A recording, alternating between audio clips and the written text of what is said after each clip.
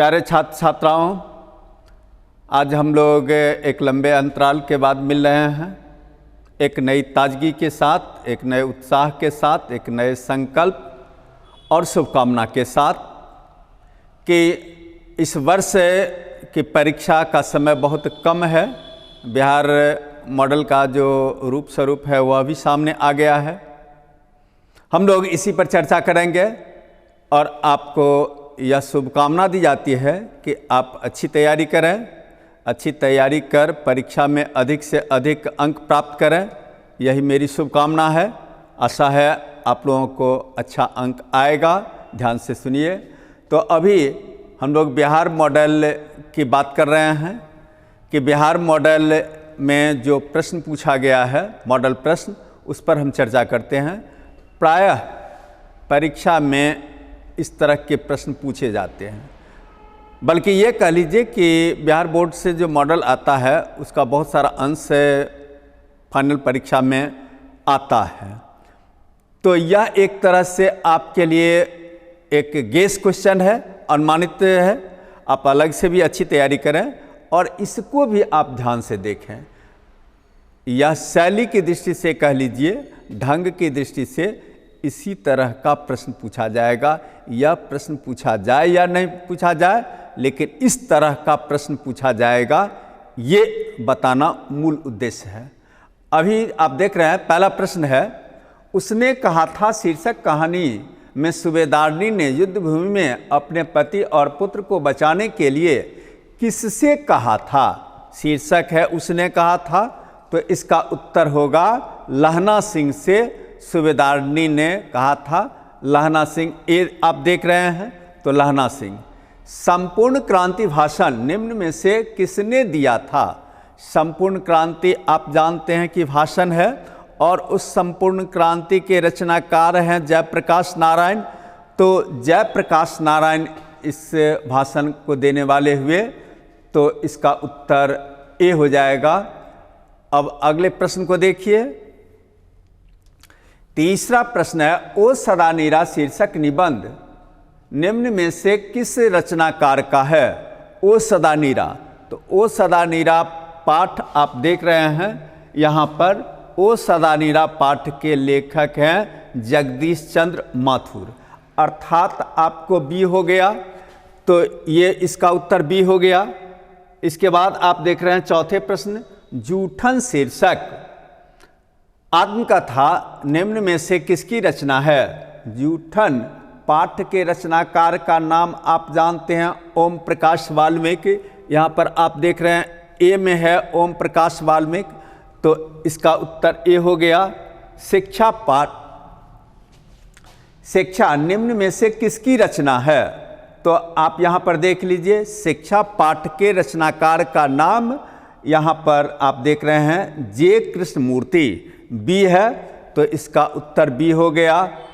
जायसी की रचना निम्न में से कौन है। आपने पढ़ा होगा मलिक मोहम्मद जायसी, उनकी रचना का नाम है करवक। आप यहाँ करवक खोजिए कहाँ पर है, तो करवक नहीं है। अब आप दूसरे ऑप्शन पर आइए कि दूसरा ऑप्शन हमें दिया गया है क्या, तो दूसरा ऑप्शन आप देख रहे हैं पद्मावत। इनके किताब का नाम है। करवक एक कविता का नाम है जो आप लोगों को पढ़ने के लिए दिया गया है। एक छोटी सी कविता का शीर्षक दिया गया है, और ये पद्मावत महाकाव्य है, तो ये पद्मावत हो जाएगा ए। बीजक आप देख रहे हैं, तो बीजक के रचनाकार का नाम कबीरदास। उर्वशी के रचनाकार का नाम आप जानते हैं रामधारी सिंह दिनकर, और अधिनायक के रचनाकार का नाम रघुवीर सहाय है। इस तरह आपने देखा पद्मावत के रचनाकार का नाम मलिक मोहम्मद जायसी हुआ। ए होगा इसका उत्तर। जहाँ भय है वहाँ मेधा नहीं हो सकती। यह कथन किस लेखक का है। आप जानते हैं कि पहले ये जान लीजिए कि यह किस पाठ का है। जो ही पाठ का पता आपको चल जाएगा, लेखक का भी नाम आपको पता चल जाएगा। तो आप जान लीजिए कि यह शिक्षा पाठ से है, और शिक्षा पाठ के लेखक का नाम जे कृष्णमूर्ति है, तो उत्तर ए हो जाएगा। सूरदास के पद में कौन रस नहीं पाया जाता है? तो आप जान लीजिए, सूरदास के पद में वीर रस नहीं पाया जाता है। ये हो जाएगा वीर रस। हिंदी साहित्य का सूर्य किसे कहा जाता है? हिंदी साहित्य का सूर्य सूरदास को कहा जाता है। देख लीजिए, सी में सूरदास लिखा हुआ है। इसमें अतिरिक्त आप जान लीजिए, एक किंवदंती है हिंदी साहित्य में, सूर सूर तुलसी शशि उडगन के सब दास और कभी खदोत सम जहता करत प्रकाश। मतलब इसका होता है, सूर सूर हैं अर्थात सूर्य हैं, तुलसी चांद हैं, और उडगन के सबदास, के सबदास नाम के एक बहुत बड़े कवि हुए जो उडगन के तरह हैं, तारे के तरह हैं। बाकी जितने कवि हुए वे तो जुगनू के तरह दिखाई पड़ते हैं। तो इस तरह आपने जान लिया हिंदी साहित्य का सूर्य किसे कहा जाता है। तो हिंदी साहित्य का सूर्य सूरदास को कहा जाता है। सी, पठित पाठ के आधार पर पंचायती राज में क्या खो गया है? पंचायती राज में आप यहाँ पर देख लीजिए, पंच परमेश्वर खो गया है, यानी इसका उत्तर बी हो जाएगा। एक लेख और एक पत्र में भगत सिंह ने निम्न में से किसको पत्र लिखा था? तो भगत सिंह ने लिखा सुखदेव को पत्र। सुखदेव देख लीजिए, ए में है। जयशंकर प्रसाद की नाट्य कृति निम्न में से कौन है? तो यहाँ पर देख लीजिए, उनकी रचना ध्रुव स्वामिनी है। आपने पढ़ा होगा, जयशंकर प्रसाद ने लगभग 10-12 नाटकों को लिखा, एक से एक बढ़िया नाटक है। जयशंकर प्रसाद सिर्फ बड़े कवि नहीं, बड़े नाटककार भी हैं। तो इस तरह आप यहाँ ध्रुव स्वामिनी नाटक देख रहे हैं, वह समस्या नाटक है, बहुत पतला सा नाटक है।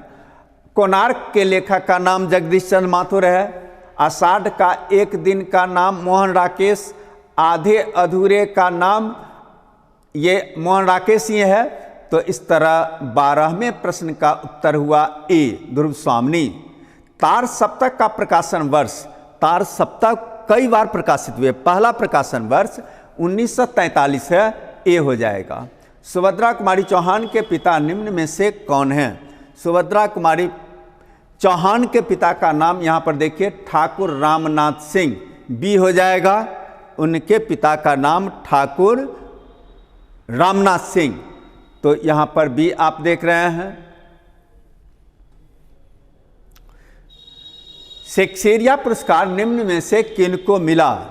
आप जानते हैं कि उनकी सुभद्रा कुमारी चौहान की बड़ी महत्वपूर्ण रचना मुकुल है, जिन पर इनको शेक्सपियर पुरस्कार मिला था। तो इस तरह इस प्रश्न का उत्तर हो जाएगा ए, सुभद्रा कुमारी चौहान। 15वें प्रश्न का उत्तर ए है, सुभद्रा कुमारी चौहान। अर्धनारीश्वर हिंदी साहित्य की कौन सी विधा है? अर्धनारीश्वर हिंदी साहित्य की कौन सी विधा है? तो आप इसके उत्तर में कहेंगे यह निबंध है, यानी ए हो जाएगा। सरोज स्मृति शीर्षक रचना कैसी है, किस प्रकार की यह कविता है? तो आप इसमें देख लीजिए, सरोज स्मृति देश शोक गीत है, अर्थात इसका उत्तर सी हो जाएगा। तो 17वें प्रश्न का उत्तर सी हो गया, शोक गीत है। चंद्रधर शर्मा गुलेरी का जन्म स्थान कहाँ है? यहाँ पर याद रहे कि उनका जन्म स्थान तो जयपुर है, जयपुर आप देख रहे हैं ए में, लेकिन वे मूलवासी गुलेर प्रदेश के थे। गुलेरी टाइटल इसीलिए उन्होंने अपना रख लिया, गुलेर प्रदेश हिमाचल प्रदेश के कांगड़ा में गुलेर प्रदेश है, वहीं के वे मूलवासी हैं, लेकिन उनके पूर्वज जयपुर में आकर बस गए, इसीलिए उनका जन्म जयपुर में हुआ। रामधारी सिंह दिनकर का जन्म स्थान कहाँ है? रामधारी सिंह दिनकर का जन्म स्थान आप जानते हैं सिमरिया, बेगूसराय। याद रहे कि सिमरिया नाम तो सब किताब में है, लेकिन कहीं कहीं पर आप देखेंगे पुरानी किताब में बेगूसराय के बदले मुंगेर लिखा हुआ है। गलत नहीं है, क्योंकि जिस समय दिनकर का जन्म हुआ उस समय सिमरिया मुंगेर जिला में पड़ता था। अब वह जिला दो भागों में बट गया है, मुंगेर और बेगूसराय। तो इस तरह आप यहाँ पर देखेंगे सिमरिया बेगूसराय, ए हो जाएगा 19वें प्रश्न का उत्तर। संस्कृति के 4 अध्याय के रचयिता निम्न में से कौन है? संस्कृति के 4 अध्याय के रचयिता का नाम रामधारी सिंह दिनकर। दिनकर के विषय में जान लीजिए कि दिनकर जितने बड़े कवि हुए, लगभग उतने ही बड़े गद्यकार। कविता के लिए उन्होंने कुरुक्षेत्र लिखा, उर्वशी लिखा और भी बहुत सारी कविताएं लिखी। इसके साथ साथ गद्य के क्षेत्र में संस्कृति का 4 अध्याय एक अद्भुत, अनोखा, सुंदर उनके गद्य का उदाहरण है, ज्ञान का उदाहरण है। तो संस्कृति के 4 अध्याय के रचयिता निम्न में से कौन? तो उत्तर आप देख रहे हैं रामधारी सिंह दिनकर, सी हो गया। अज्ञे का जन्म स्थान कहाँ है? अज्ञे का जन्म स्थान कुशीनगर, उत्तर प्रदेश। इसमें भी जान लीजिए कि अज्ञे मूल तौर पर पंजाब के निवासी, लेकिन उनके पिता नौकरी करते थे, तो वे जहाँ जहाँ जाते थे परिवार भी वहीं रखते थे, और इसी क्रम में उनका जन्म कुशीनगर, उत्तर प्रदेश में हुआ। तो इसका उत्तर हो गया ए, कुशीनगर, उत्तर प्रदेश। जगदीश चंद्र माथुर का जन्म स्थान है, यहाँ पर देख लीजिए, शाहजहांपुर, उत्तर प्रदेश। ये है इसका उत्तर। मोहन राकेश के बचपन का नाम क्या था? मोहन राकेश के बचपन का नाम आप ऊपर में ही देखिए, मदन मोहन गुगलानी, ये हो जाएगा। रामधारी सिंह दिनकर को उनकी किस कृति पर भारतीय ज्ञानपीठ पुरस्कार मिला? तो उर्वशी पर उनको भारतीय ज्ञानपीठ पुरस्कार मिला। लेकिन ध्यान रखिए, हिंदी साहित्य में 2 पुरस्कार बड़ा विशिष्ट माना गया है, एक साहित्य अकादमी और दूसरा भारतीय ज्ञान पुरस्कार।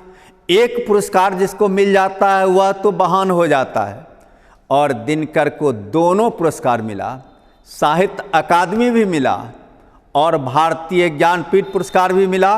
भारतीय ज्ञानपीठ पुरस्कार उर्वशी पर उनको मिला और साहित्य अकादमी पुरस्कार उनको कुरुक्षेत्र पर मिला, नहीं सॉरी, साहित्य अकादमी पुरस्कार उनको संस्कृति के 4 अध्याय पर मिला। तो यहाँ पर आप ध्यान केंद्रित कीजिए, अतिरिक्त बात छोड़िए। रामधारी सिंह दिनकर को उनकी किस कृति पर भारतीय ज्ञानपीठ पुरस्कार मिला? तो उत्तर हो जाएगा उर्वशी पर। हिंदी कहानी के विकास में मील का पत्थर निम्न में से कौन कहानी है? तो यहाँ पर मील का पत्थर कहा गया है, उसने कहा था कहानी को। तो इसका उत्तर हो जाएगा बी। हजारा सिंह किस कहानी का पात्र है? तो यहाँ पर ध्यान रहे, हजारा सिंह उसने कहा था कहानी का पात्र है। आप अलग से याद रखेंगे कि कभी कभी स्वतंत्र रूप में उसने कहा था कहानी के पात्रों का नाम भी पूछ देता है, उसकी सूची पूछ देता है, तो आप उसको भी तैयार रखेंगे। लहना सिंह, हजारा सिंह, बोधा सिंह, इस तरह उस कहानी के पात्रों का। तो हजारा सिंह किस कहानी का पात्र है? उसने कहा था, डी हो गया। कल देखते नहीं यह रेशम से कढ़ा हुआ सालू, यह उक्ति किस शीर्षक पाठ से है? तो यह उक्ति उसने कहा था से है। आप देख रहे हैं ए में है, उसने कहा था।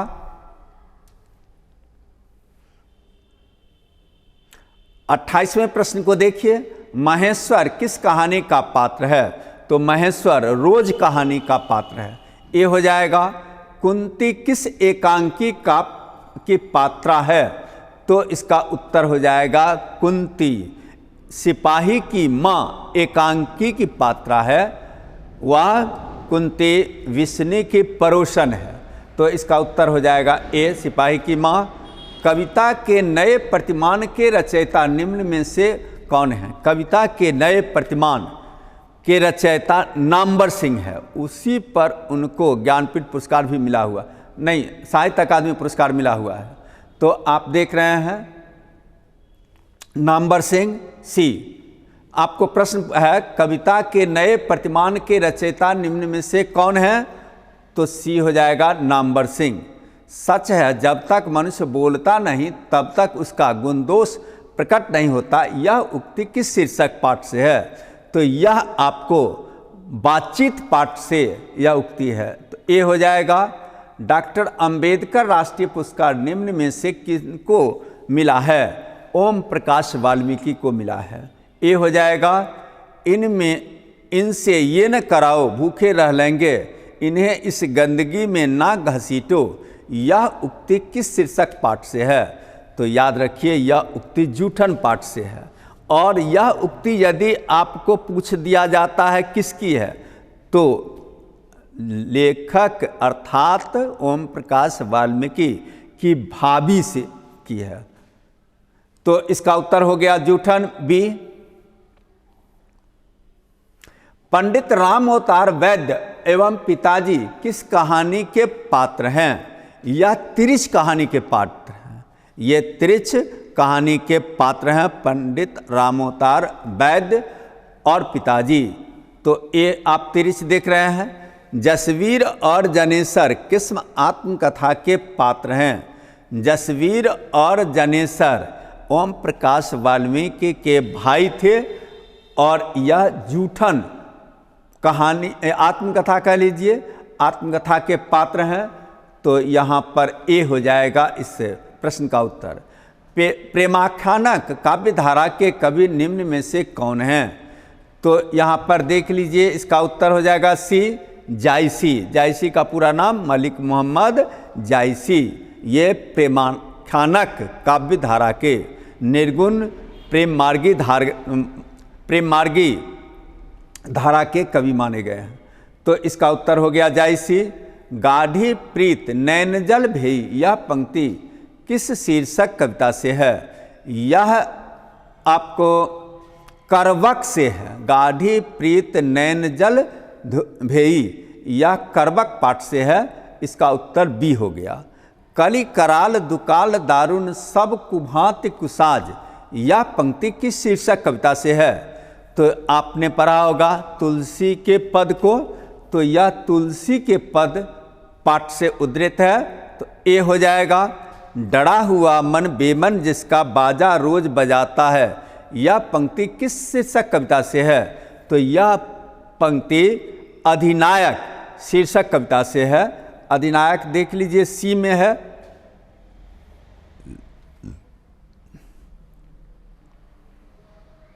कि जिन बुलौओं से गांव के घर की रीढ़ झुरझुराती है यह पंक्ति किस शीर्षक कविता से है?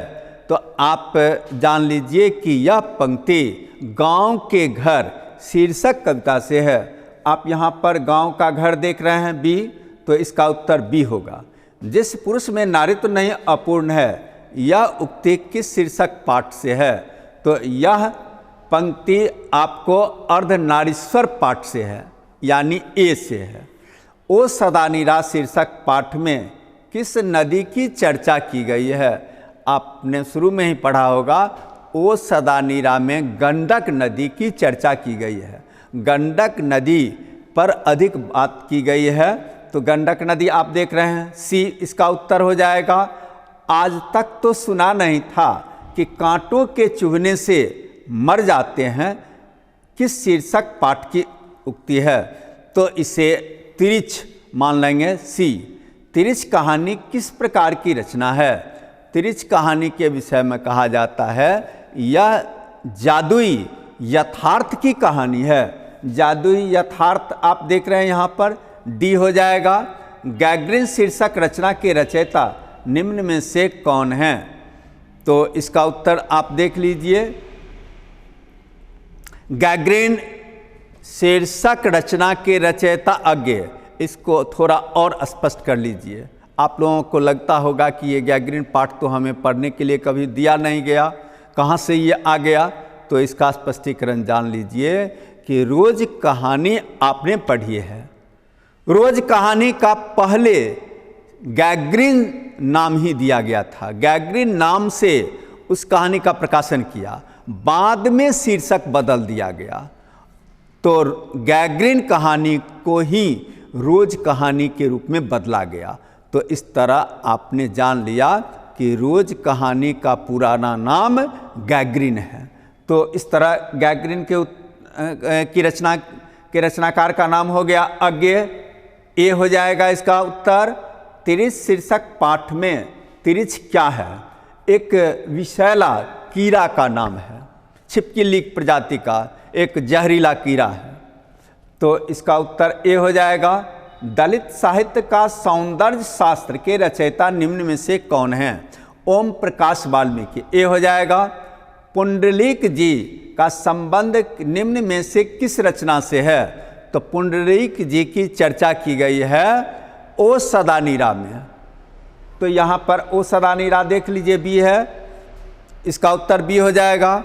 सिपाही की माँ एकांकी निम्न में से कौन पात्र नहीं है? अब यहाँ पर देखिए, सिपाही की माँ एकांकी में से निम्न में कौन पात्र नहीं है? कौन पात्र नहीं है इसको देखना है। कौन पात्र है ये नहीं देखना है, नहीं है वह देखना है।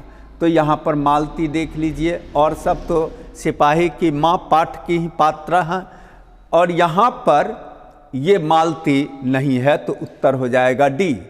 उन दिनों गांव में मरने वाले पशुओं को उठाने का काम भी चूहों के जिम्मे था। यह पंक्ति किस पाठ से है? यह पंक्ति जूठन पाठ से है। तो डी हो जाएगा। बिना वेतन के लिए एक शब्द क्या होगा? अवैतनिक होगा। आप यहाँ ऑप्शन देख लीजिए, अवैतनिक ए हो जाएगा इसका उत्तर। कलम की कमाई खाने वाला के लिए एक शब्द क्या होगा? मत्स्यजीवी, यानी इंक पर आधारित जो है, कलम पर जो आधारित है वही मत्स्यजीवी कहलाता। ए हो जाएगा। जहाँ पुस्तकें छपती हो वहाँ अंग्रेजी में बहुत सुंदर शब्द आप लोगों का परिचित शब्द है प्रेस। उसके लिए हिंदी में शब्द जो है वह टंकनालय है। ए हो जाएगा। जल में रहने वाली सेना को क्या कहते हैं? आप जानते हैं कि सेना मुख्यतः 3 तरह की है, थल सेना, जल सेना और वायु सेना। जल में रहने वाली सेना को हम नौसेना कहते हैं। ए हो गया। फल, जो फल आहार करता है उसको फलाहारी कहते हैं। ए हो जाएगा। छात्रों के रहने का स्थान क्या कहलाता है? छात्रावास कहलाता है। ए हो जाएगा। राजदूत शब्द कौन समास है? इसका विग्रह कर दीजिए, अपने आप समास निकल जाएगा। दूत, राजा का दूत, राजदूत। तो आप देख लीजिए यहाँ पर राजदूत तत्पुरुष हो जाएगा, क्योंकि आपको याद रखना है कि विग्रह करने पर जो ही कारक चिन्ह आ जाए, कोई भी कारक चिन्ह, तो वह तत्पुरुष ही होगा। तो यह तत्पुरुष समास होगा।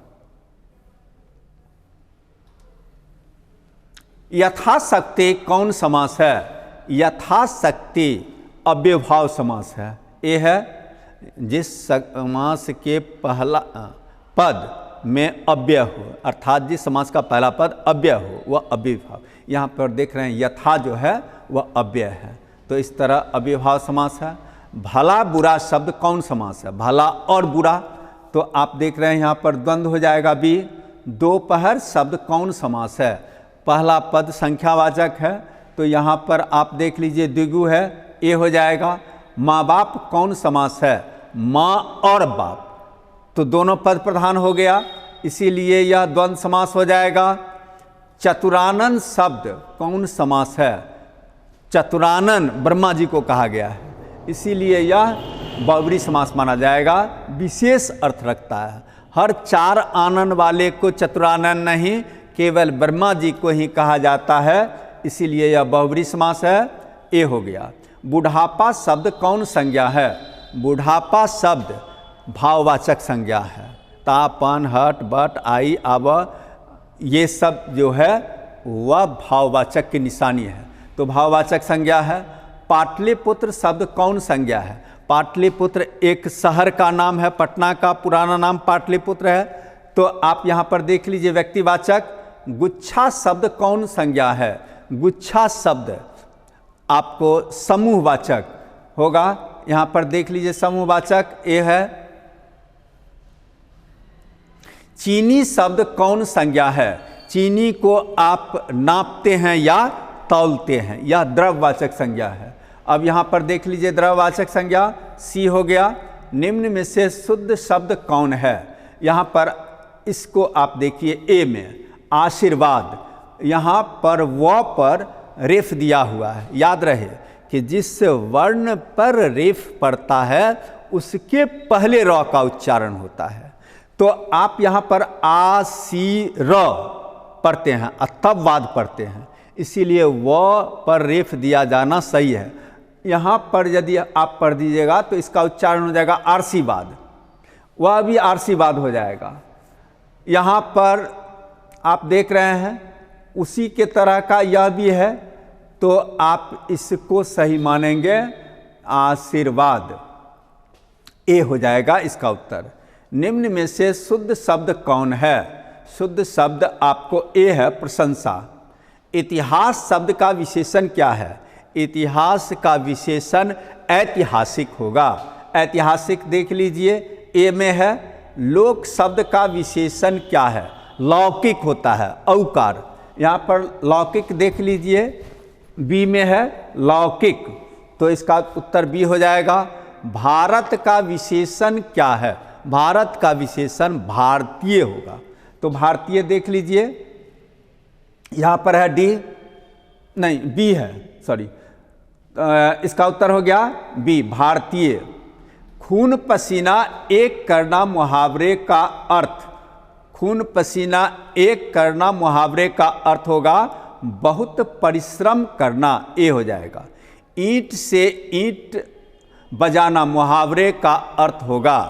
यहाँ पर ऑप्शन आप देख लीजिए,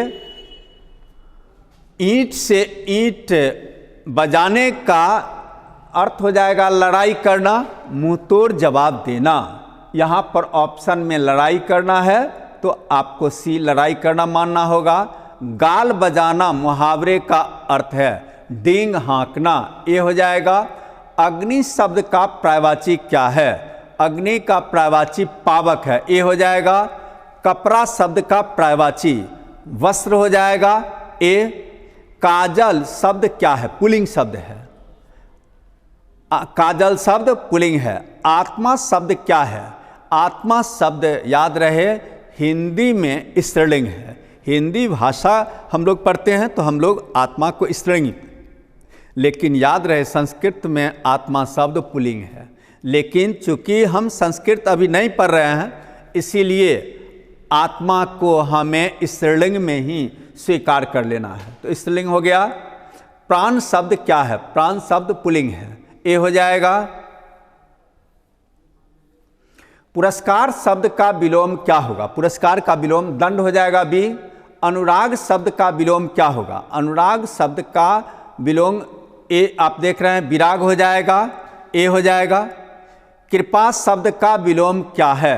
कृपा का विलोम कोप हो जाएगा, सी।